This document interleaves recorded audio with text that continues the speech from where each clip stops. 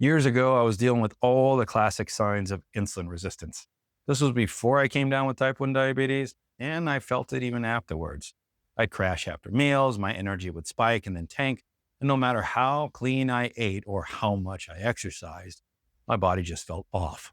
There was brain fog, fatigue, and that sluggish, stuck feeling that makes everything during the day feel harder.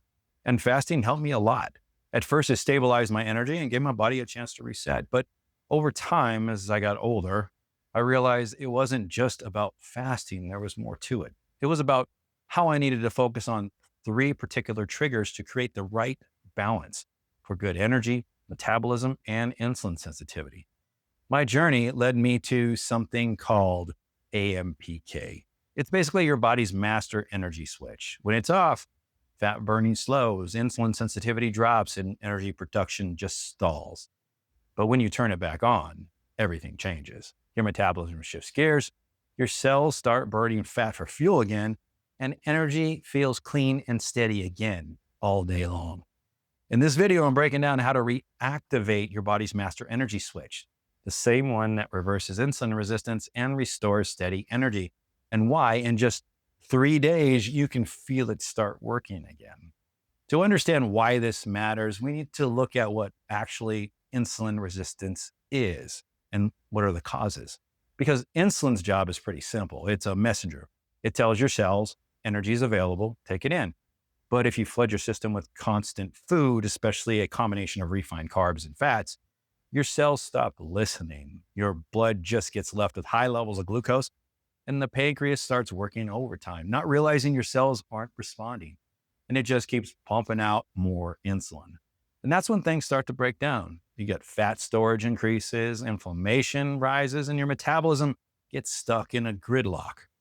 Insulin resistance isn't just about blood sugar, though. It's a communication breakdown between your cells and your hormones. The good news, that signal can be restored, and the process doesn't take months. It starts the moment you introduce something called energy stress. Fasting is one of the simplest ways to do it, not because it's trendy, but because it forces your body to rely on stored fuel, which flips AMPK back on. But even if fasting is not for you, that same effect can be triggered through shorter eating windows. You can take brisk walks or even compounds that we'll discuss in foods.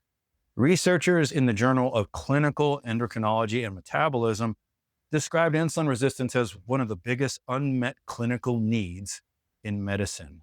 But they also pointed out that the solution doesn't start with medication. It starts with retraining your cells to respond again.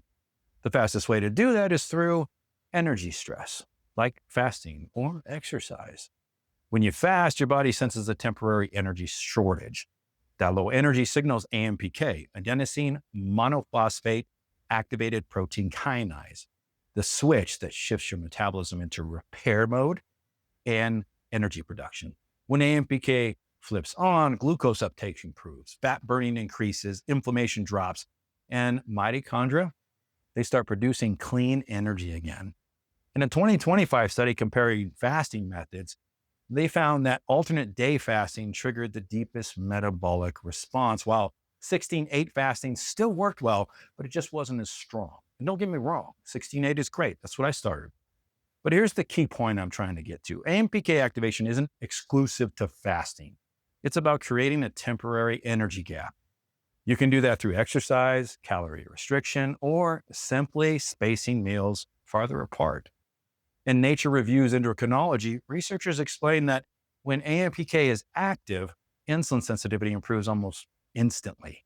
A single workout can increase glucose uptake up to 48 hours, even without weight loss. And a 2018 Journal of Clinical Investigation paper showed that if you constantly feed your body and you mix high fat and high carb meals throughout the day, this suppresses AMPK completely. In other words, if you never give your cells a rest, the switch just stays off. But once you do even a short-term break for it, mitochondria start repairing themselves, fat oxidation rises, and proper insulin signaling comes back again. And you don't have to fast for days to see results. Even a single 20-minute brisk walk before your first meal activates AMPK, and you'll feel it that same day. That's why fasting, exercise, and nutrient timing are all versions of basically the same principle, teaching your cells to manage energy efficiently again. And here's something some of you might not know. Not all fat behaves the same. Visceral fat, the kind deep around your organs, constantly sends out inflammatory signals that actually block insulin. But subcutaneous fat, the layer of fat just underneath the skin, tells a different story, especially when it's around your hips and thighs. That fat has shown to release protective molecules when it comes to cellular metabolism. And here's something you might remember from one of my earlier videos. The type of fat you eat changes how insulin behaves as well. In that one NIH study I mentioned, or I did a video on, butter and animal fats actually have been shown to paralyze immune cells in just days. And that's because certain fatty acids are in them, filling them with fat droplets to where they just can't function well anymore. Those same inflammatory pathways also block insulin signaling. When certain animal fats are mobilized, they form compounds that can damage the mitochondria in both immune and metabolic cells. So I'm not saying to completely eliminate these fats, but swapping butter for olive oil or avocado oil 80% of the time can directly support insulin sensitivity. Even if you never fast, switching to anti-inflammatory fats helps keep AMPK active and your metabolism flexible.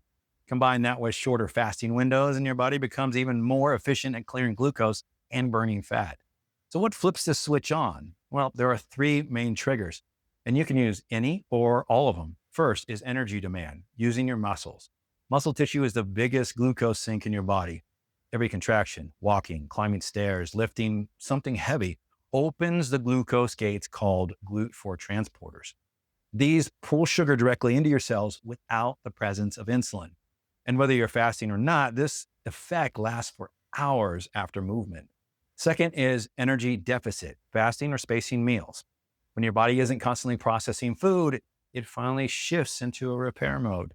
Damaged mitochondria get recycled, fat gets mobilized, and insulin sensitivity improves.